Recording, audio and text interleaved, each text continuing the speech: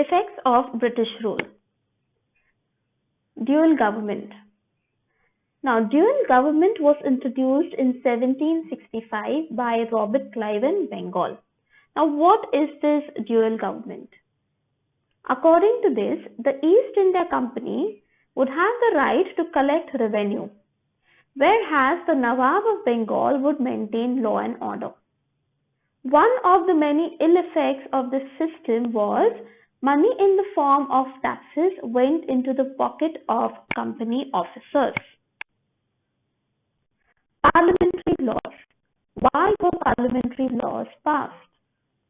Now, the monopoly of trade in India was with East India Company. This made other trading companies in India jealous. The working system of company in India was criticized in England. And therefore, we see that the British Parliament introduced some important laws to keep control over the company. The first act is Regulating Act of 1773. According to this act, Bengal governor was made Governor General, and the Governor General got right to control policies of Mumbai and Madras provinces. A committee of 4 members was set up to assist the Governor General. Lord Warren Hastings became the Governor General of India. He was the first Governor General of India. Pitt's India Act. This act was passed in 1784. It made provisions for appointment of Permanent Board of Control. This was done for better regulation and management of affairs of East India Company. There were some other laws also passed.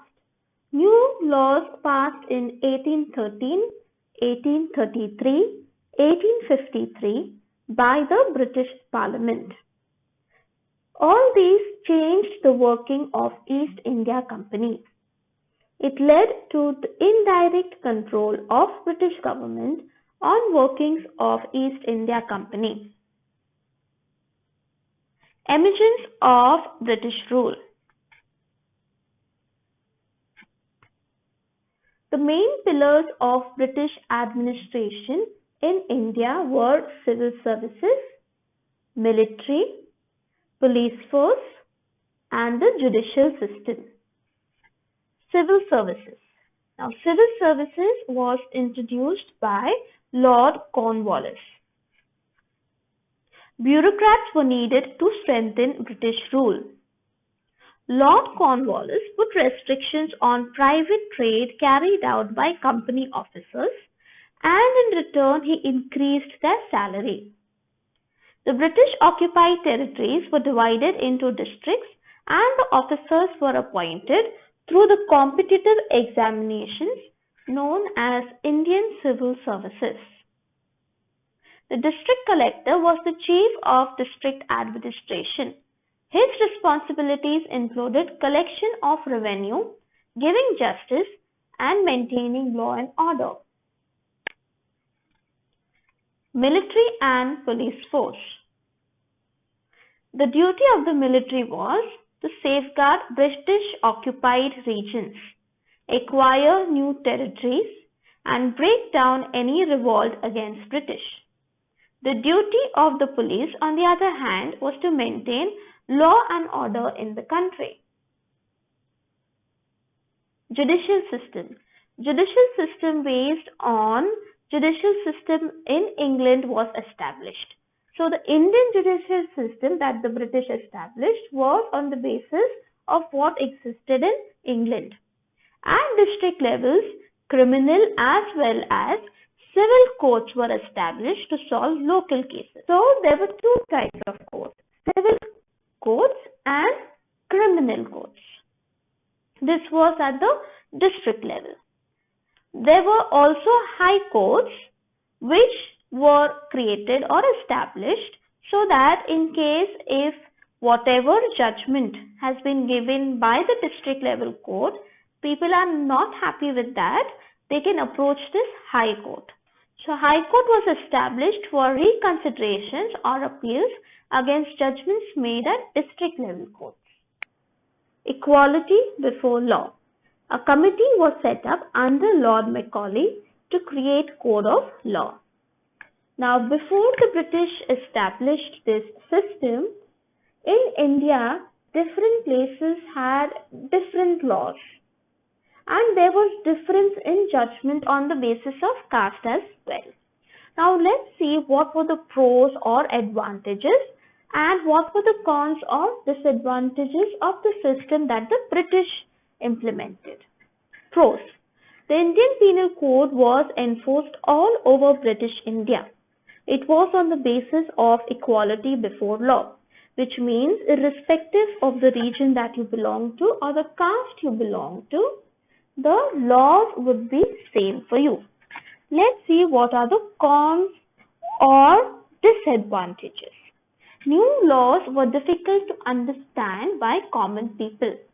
They were separate codes and different laws for Europeans. Legal cases became expensive and would remain pending for many years. Economic policies before and during British period. Pre-British period.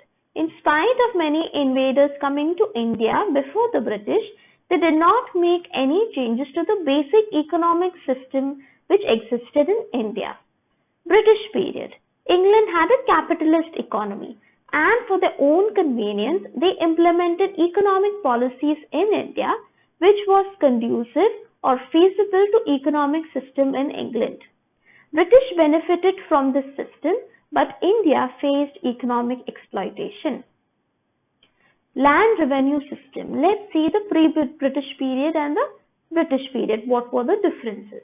Now, before the British rule, the village economic system was self-sufficient. Through agriculture and related services, the needs of the villagers were fulfilled in the village itself. Let's see what was the land revenue system in the pre-British period. Land revenue was based on the type of cultivated crop. In the British period, land was measured and as per area, tax was fixed. In the pre-British period, revenue was mainly collected in the form of grains. In the British period, payment was in the form of cash. In the pre-British period, the farmer was exempted from taxation in case of loss of crops, or in case of non-payment, land was not confiscated. But during the British period, we see that failure of payment would lead to confiscation of land. During pre-British period, land revenue was the main source of income for the state. During the British period, land revenue system differed from place to place.